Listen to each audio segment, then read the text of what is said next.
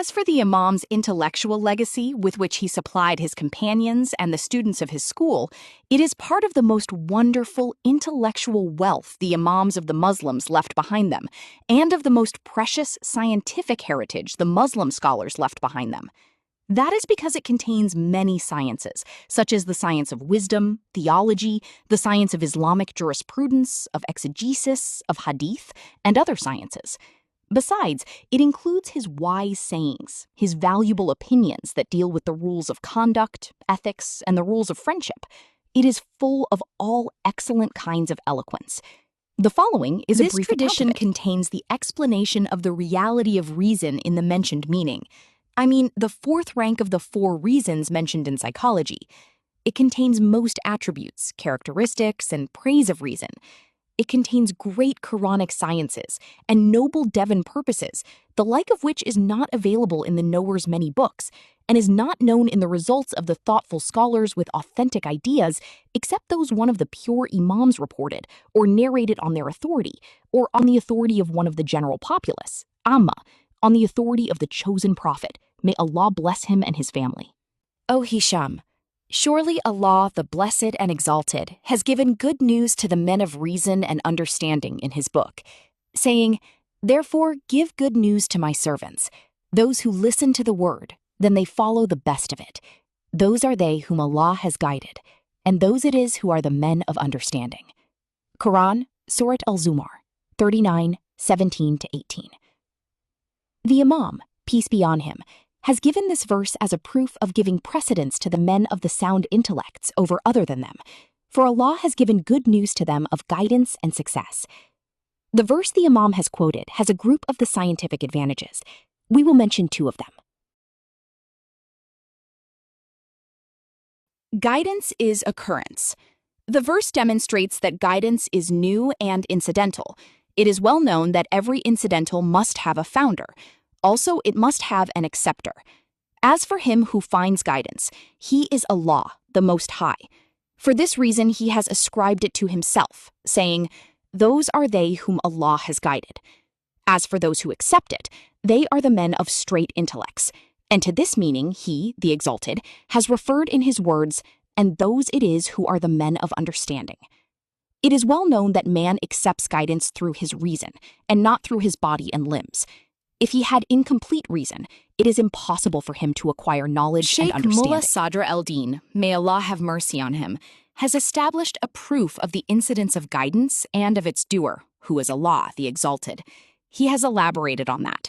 Imam Musa, peace be on him, has said, "O Hisham, surely Allah, the Blessed and Exalted, completed for men the proofs through reason, and helped the prophets with the explanation, and guided them to his lordship through demonstrations, when he has said, 'And your Lord is one God. There is no God but he. He is the beneficent, the merciful.'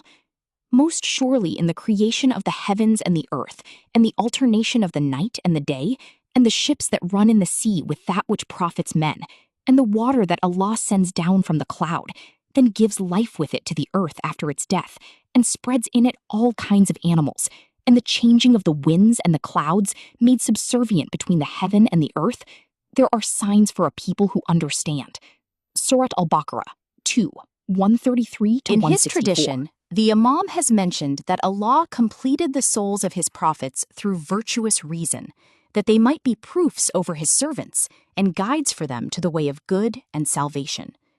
If Allah had not given them sound reason, they would not have been appropriate for leading and guiding the nations, for the incomplete one cannot complete other than him. Indeed, Allah helped his prophets through explaining the truth and the truthful verses. He guided them to his lordship and showed them the way to know him and to profess his unity through decisive proofs bearing witness to his existence and indicating his oneness. The verses he has given as proofs are from among the traces of his creation. It is well known, as the logicians say, that the effect indicates the cause. The creature indicates the creator. The verse the Imam's tradition has included contains a group of the great creatures that can be given as evidence for the existence of Allah, the Most High. They are as follows.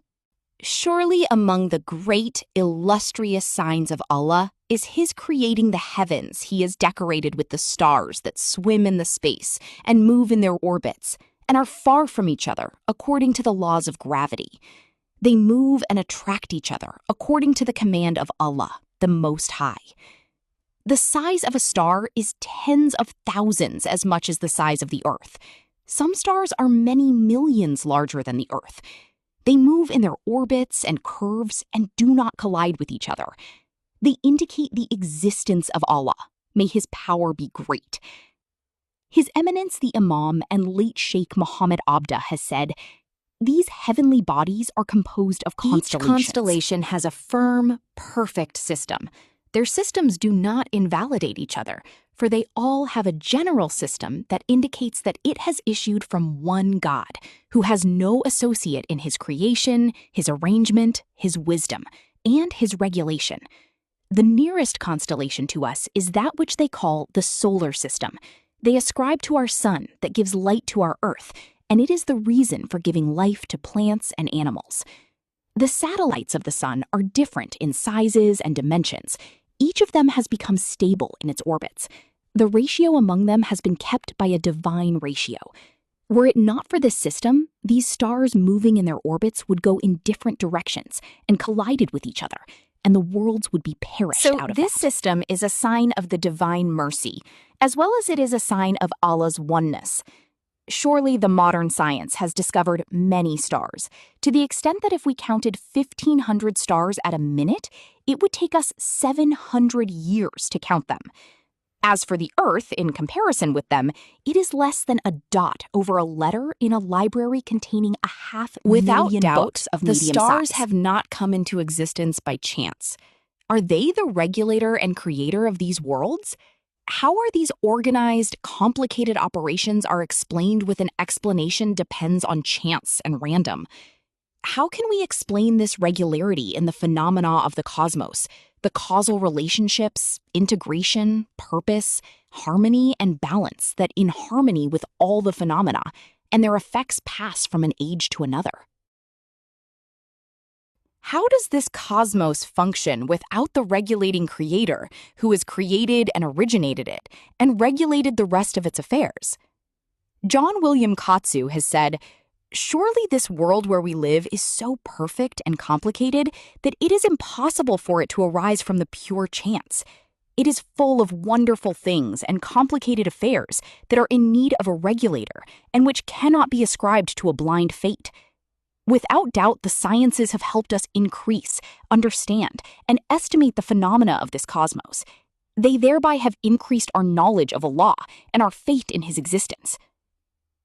2. The Earth.